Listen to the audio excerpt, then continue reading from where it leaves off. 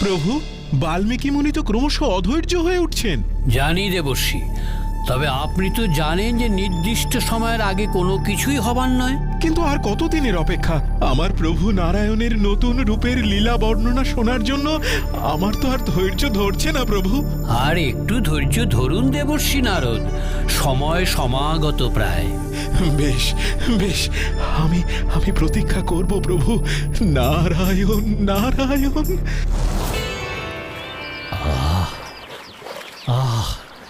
কি শীতল জল! সত্যি প্রভু, শরীরে ছোঁয়াতেই মনে হচ্ছে এই জলে অবগাহন করলে শরীরের সাথে সাথে মনও পবিত্র আর স্নিগ্ধ হয়ে যাবে। ভরদ্বাজ, তুমি এই কমণ্ডলু ভর্তি করে কুটিরে ফেরো।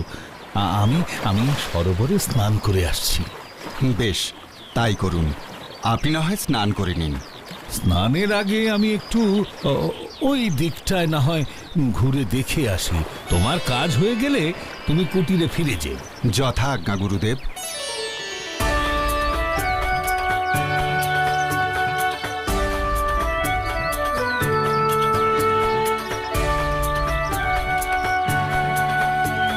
বাহ বাহ, কি সুন্দর ফুল!